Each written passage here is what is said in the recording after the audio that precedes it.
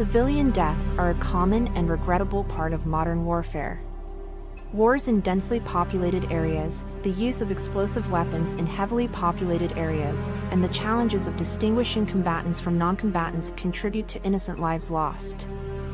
I will use the moral method of consequentialism and the just war principles to assess the morality of civilian casualties in modern warfare. Consequentialism distinguishes right from wrong from the outcome or results. It is not based on rules, obligations, character, or motives. Consequentialism determines the right action in which will produce the most positive result.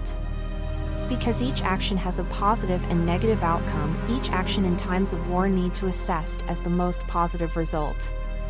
Consequentialism ethics would maximize overall well-being on both soldiers and civilians while minimizing the harm being done. The negative outcome is not strictly defined by the number of casualties. These casualties cause depression, anxiety, or post-traumatic stress disorder in those affected by loss. The decline in the population creates strain in the economy, which affects all the survivors' lives by causing a shortage in medical care or food and induces poverty. This moral method would not consider the death of innocent civilians as morally correct strictly due to the negative outcomes of not only death, but in the consequences that follow as well. Just war theory deals with the justification of how and why wars are fought, jus ad bellum and jus in bello. The 6 criteria are: having just cause, being a last resort, being declared by a proper authority, possessing right intention, having a reasonable chance of success, and the end being proportional to the means used.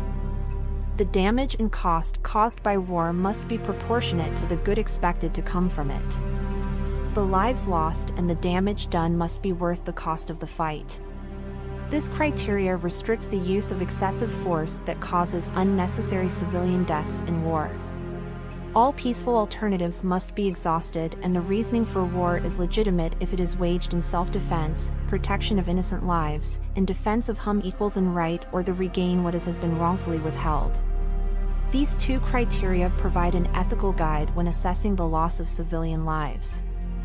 Using war as a last resort reduces unnecessary lives lost, and just cause provides a reasoning of war which includes the protection of lives.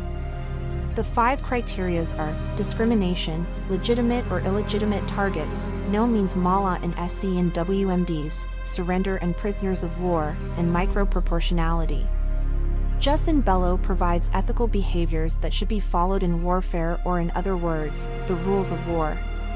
Discrimination distinguishes between soldiers and civilian personnel during time of war and states that civilians have a right to life and must be avoided in all war efforts. Legitimate or illegitimate targets distinguishes between military infrastructures from civilian infrastructures that are necessary for life, such as water supply or hospitals.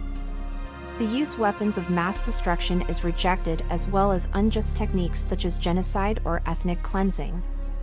Surrender and prisoners of war discusses the change of status once an enemy soldier is captured or has surrendered. This deems killing of POW as murder, and not justified due to the changed status. Microproportionality restricts the firepower used in war to only be used when it pertains to the objective. This prohibits abuse of firepower. Each of the jus in bello criteria emphasizes the need to restrain from unnecessary use of force and power, as well as emphasizes the protection and/or avoidance of civilian personnel. These just war theory criteria further concludes that the issue in war of civilian casualties is unjust and morally incorrect.